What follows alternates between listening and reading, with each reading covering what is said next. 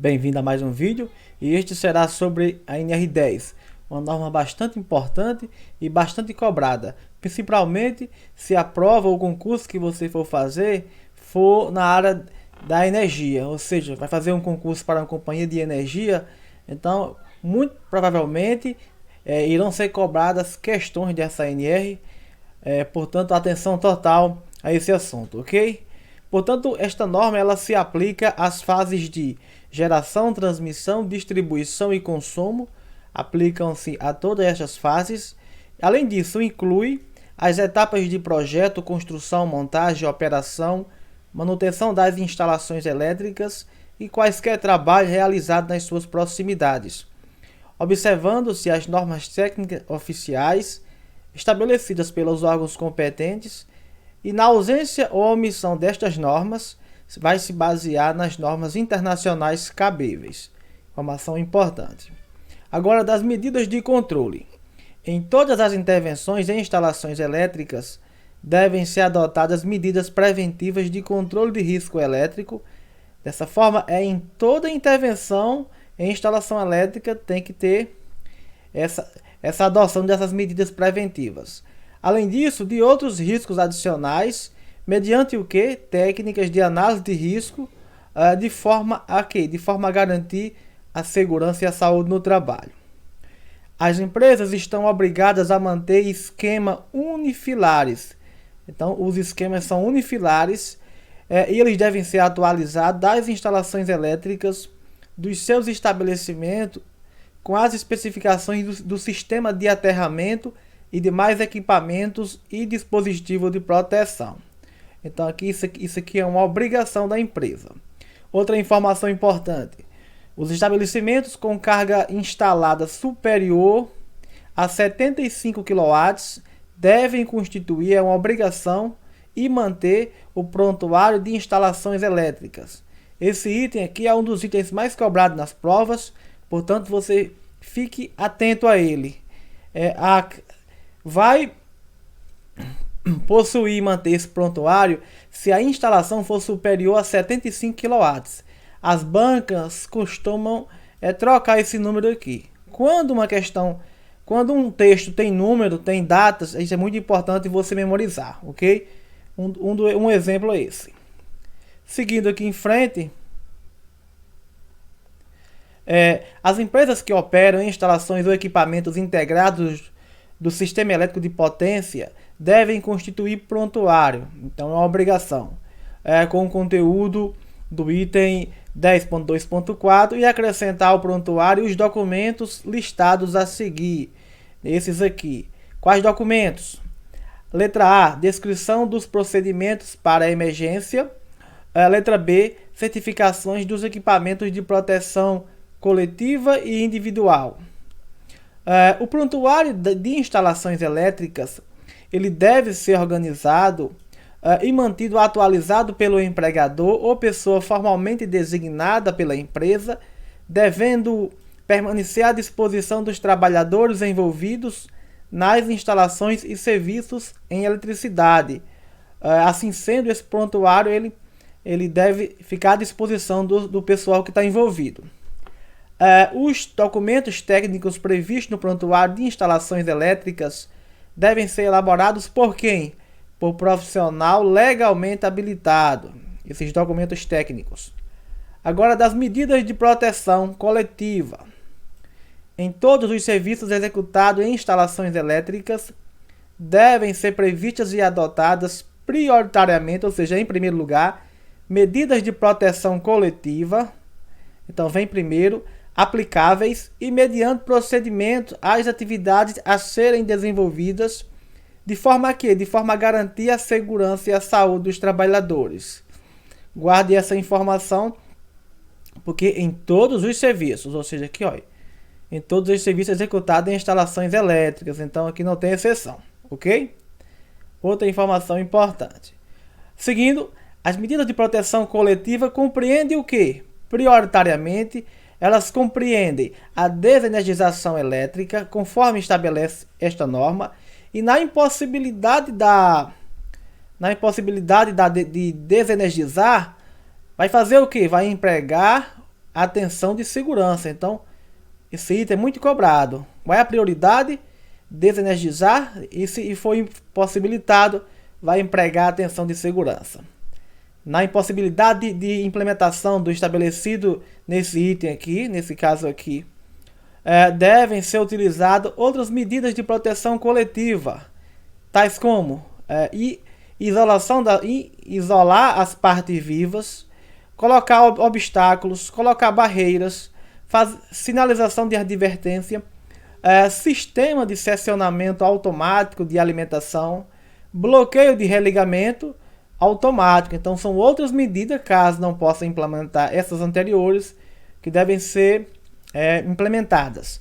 Agora, das medidas de proteção individual, nos trabalhos em instalações elétricas, quando as medidas de proteção coletiva forem tecnicamente inviáveis ou não forem suficientes para o controle dos riscos, devem ser adotadas o quê? EPI, equipamento de proteção individual, específicos e adequado às atividades desenvolvidas em atendimento ao disposto na NR6, os EPIs da NR6, ok? As vestimentas de trabalho, elas devem ser adequadas às atividades, devendo contemplar o quê? A condutibilidade, a inflamabilidade e influências eletromagnéticas. Esse item é muito importante e cobrado também. Grave essas informações. Em relação a vestimenta de trabalho, então deve contemplar esses 3 aspectos. É vedado o uso de adornos pessoais nos trabalhos com instalações elétricas e em suas proximidades. Dessa forma, é proibido usar adornos como, por exemplo, relógio, pulseira, em virtude da possibilidade de choque. Então, outro item cobrado e importante. Da segurança em projetos. É obrigatório que os projetos de instalações elétricas especifiquem dispositivos de desligamento de circuitos que possuam recursos para impedimento de reenergização, para sinalização de advertência com indicação da condição operativa. Dessa forma, é uma obrigação. Todo projeto deve prever outra obrigação, condições para adoção de aterramento temporário. Então, outra item importante. Todo projeto ele deve prever essas condições para aterramento temporário. O projeto das instalações elétricas deve ficar à disposição dos trabalhadores autorizados. Então, esse projeto fica com eles, das autoridades competentes e, além disso, de outras pessoas autorizadas pela empresa, e deve ser mantido onde? Deve ser mantido atualizado. Prosseguindo. Agora, do procedimento de desenergização e de reenergização. Se atente que esse item aqui é um dos campeões de prova, ou seja, um item bastante cobrado, então grave essas informações. Da desenergização. Segurança em instalações elétricas desenergizadas. Somente serão consideradas desenergizadas as instalações elétricas liberadas para o trabalho mediante os procedimentos apropriados, obedecida a sequência abaixo. Então tem que obedecer essa sequência. Em primeiro lugar, o que se deve ser feito para que seja considerado desenergizado? Primeiro é necessário fazer o seccionamento, depois é necessário fazer o impedimento da reenergização. Em terceiro lugar, deve constatar a ausência de tensão. Em quarto lugar, deve fazer a instalação do aterramento temporário com equipotencialização dos condutores dos circuitos. Em quinto lugar, fazer a proteção dos elementos energizados existentes na zona controlada. E, por fim, instalar a sinalização e impedimento de reenergização. Perceba que, em primeiro lugar, vem o seccionamento e, por fim, ou seja, o último item, a sinalização. Agora, do item de reenergização. O estado de instalação desenergizada deve ser mantido até a autorização para reenergização, devendo ser reenergizada respeitando a sequência dos procedimentos abaixo. Qual é a sequência? Para colocar novamente a energia naquela rede. Em primeiro lugar, tem que fazer a retirada das ferramentas, utensílios e equipamentos. Portanto, primeiro retira as ferramentas. Em segundo lugar, vai retirar da zona controlada de todos os trabalhadores não envolvidos no processo de reenergização, ou seja, quem não está envolvido vai ter que sair. Em terceiro lugar, vai fazer o aterramento temporário da equipotencialização e dos protetores adicionais. Em quarto lugar, vai fazer a remoção da sinalização de impedimento de reenergização. E em quinto lugar, vai se fazer o destravamento se houver e religação dos dispositivos de seccionamento. Grave essa informação. Trarei agora um quadro de tão importante que é esse tópico para você memorizar. Então, falou em desenergizar, primeiro, seccionamento, segundo, impedimento, terceiro, ausência de tensão, quarto, aterramento, quinto, proteção dos elementos e sexto, sinalização. Agora você vai colocar energia novamente. Qual é a sequência? Retirar ferramentas, retirar trabalhadores, remover o aterramento, remover a sinalização e fazer o destravamento, ok?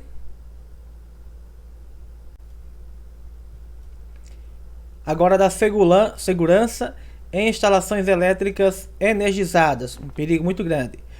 As instalações, as intervenções em instalações elétricas com tensão igual ou superior a 50 volts em corrente alternada ou superior a 120 volts em corrente contínua somente podem ser realizadas por trabalhadores que atendam ao que estabelece o item 10.8. As operações elementares como ligar e desligar circuitos elétricos realizadas em baixa tensão, item importante, com materiais e equipamentos elétricos em perfeito estado de conservação e que sejam adequados para a operação, podem ser realizadas por qualquer pessoa não advertida. Então, esse procedimento simples de ligar e desligar um circuito, se ele estiver usando os itens adequados, então pode ser qualquer pessoa não advertida. Dos trabalhos envolvendo alta tensão. Então, aqui estava com essa tensão menor, agora com alta tensão. Os serviços e instalações elétricas energizadas e em alta tensão, bem como aqueles executados no sistema de potência, no CEP, não podem ser realizados individualmente. Informação importantíssima. Se for serviço em alta tensão, jamais de forma individual. Isso é muito cobrado e muito importante.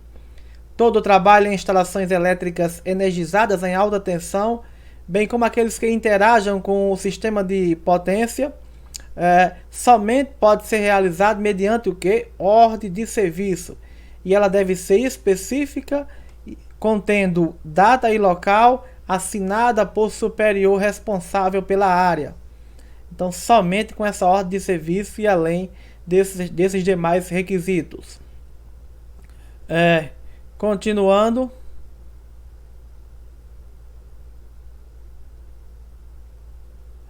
Agora, da habilitação, qualificação, capacitação e autorização dos trabalhadores. É considerado trabalhador qualificado aquele que comprovar a conclusão de curso específico na área elétrica e reconhecido pelo sistema oficial. É considerado profissional legalmente habilitado. Então, falou em qualificado, curso específico. E o legalmente habilitado é aquele trabalhador previamente qualificado e com registro competente no conselho. Então, o legalmente habilitado ele tem registro, além de ser qualificado. É considerado trabalhador capacitado aquele que atenda às seguintes condições simultaneamente, ou seja, todas elas. Letra A, ele tem que receber capacitação sob orientação e responsabilidade de profissional habilitado e autorizado. E além disso, letra B, ele deve trabalhar sob responsabilidade de profissional que deve ser habilitado e além disso autorizado. A capacitação só terá validade para a empresa, item importante. Foi capacitado, aquela capacitação só vale somente para a empresa que o capacitou e nas condições estabelecidas pelo profissional habilitado e autorizado, que é responsável pela capacitação. São considerados autorizados os trabalhadores qualificados ou capacitados e os profissionais habilitados, e eles devem ter anuência formal da empresa, ok? Deve ser realizado um treinamento de reciclagem bianual, ou seja, a cada 2 anos. Esse item aqui é um dos mais cobrados. E sempre que ocorrer alguma das situações a seguir, dessa forma o treinamento ele deve ser de reciclagem a cada 2 anos. Mas além disso, se ocorrer letra A, troca de função ou mudança da empresa, também tem que ter reciclagem. Além disso, quais as condições de reciclagem? Retorno ou afastamento ao trabalho por inatividade superior a 3 meses. Letra C, modificações significativas nas instalações elétricas ou troca de métodos, processo e organização do trabalho. Também tem que ter a reciclagem. Os serviços e instalações elétricas eles devem ser precedidos de ordem de serviço específicas aprovadas por trabalhador autorizado e contendo no mínimo tipo, data, local e as referências aos procedimentos a serem adotados. Agora, da situação de emergência. As ações de emergências que envolvam as instalações ou serviços com eletricidades devem constar plano de emergência, então é uma obrigação. Os trabalhadores autorizados devem estar aptos a executar o resgate e prestar os primeiros socorros a acidentados, especialmente por meio de reanimação cardiorrespiratória. Então tem que ser treinado para isso. Das responsabilidades. É de responsabilidade dos contratantes manter os trabalhadores informados sobre os riscos a que estão expostos, instruindo-os quanto aos procedimentos e medidas de controle contra os riscos elétricos a serem adotados. Então é uma responsabilidade dos contratantes. Agora vamos aos deveres dos trabalhadores. Cabe a eles, letra A, zelar pela sua segurança e saúde e de outras pessoas que possam ser afetadas por suas ações ou omissões no trabalho. Dessa forma, tanto cabe aos trabalhadores zelar pela segurança deles próprios, como também zelar pela segurança de outras pessoas. Letra B, responsabilizar-se junto com a empresa pelo cumprimento das disposições legais e regulamentares, inclusive quanto aos procedimentos internos de segurança e saúde no trabalho. Letra C, comunicar de imediato ao responsável pela execução do serviço as situações que considerar de risco para sua segurança e saúde e de outras pessoas. Esta norma não é aplicável a instalações elétricas alimentadas por extra baixa tensão. Esse item é muito importante. Falou em extra baixa tensão, então a NR10 não é aplicável. Agora, de alguns conceitos importantes.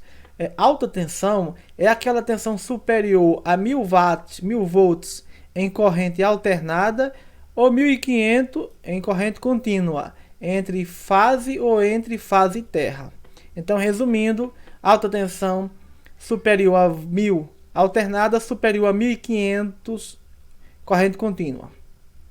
Já a baixa tensão é aquela tensão superior a 50 volts na alternada, ou 120 contínua, ou inferior a 1000 alternada, ou 1500 volts em corrente contínua. Resumindo aqui esse item, então baixa tensão de 1500, de 50 a 1000 volts na corrente alternada e 120 a 1500 na corrente contínua. A extra baixa tensão é aquela tensão não superior a 50 volts na corrente alternada ou não superior a 120 na corrente contínua. Dessa forma, extra baixa tensão ela não pode ser superior a 50 volts na corrente alternada e não pode ser superior a 120 na corrente contínua. O sistema elétrico de potência, o CEP, é um conjunto das instalações e equipamentos destinado à geração, transmissão e distribuição de energia elétrica até a medição, inclusive. Então, todo esse sistema é sistema elétrico de potência. A tensão de segurança é extra baixa tensão originada de uma fonte de segurança. Zona de risco é o entorno de parte condutora energizada, não segregada, acessível inclusive acidentalmente, de dimensões estabelecidas de acordo com o nível de tensão, cuja aproximação só é permitida a profissionais autorizados e com a adoção de técnicas e instrumentos apropriados. A zona controlada é o entorno da parte condutora energizada não segregada, acessível de dimensões estabelecidas de acordo com o nível de tensão, cuja aproximação só é permitida a profissionais autorizados, ok? Então, grave essas definições. Continuando aqui, do treinamento. Em relação ao curso básico, em segurança e saúde, curso básico, segurança em instalações e serviços com eletricidade para trabalhadores autorizados, a carga horária mínima será de 40 horas. Muito importante. Falou em curso básico para autorizado, qual é em eletricidade, qual é a carga horária mínima? É de 40 horas. O curso complementar de segurança no sistema elétrico de potência e suas proximidades, ele é pré-requisito para frequentar este curso complementar. Deve ter participado com aproveitamento satisfatório do curso básico definido anteriormente e a carga horária mínima será de 40 horas. Então preste atenção. Falou em curso básico, 40 horas. Curso complementar deve ter participado do básico e a carga também é 40 horas. O que vem a ser um esquema unifilar é um desenho técnico que, utilizando simbologia específica, representa graficamente uma instalação elétrica, indicando sobre a planta arquitetônica, devendo ser elaborado por profissional legalmente habilitado e deve ser mantido para as instalações, inclusive aquelas com carga instalada superior a 75 volts, kW. Então guarde essa informação, que essa é a definição de esquema unifilar. Agora da zona de risco e zona controlada. É a tabela de raio de delimitação de zona controlada e livre. Portanto, esse é o conceito.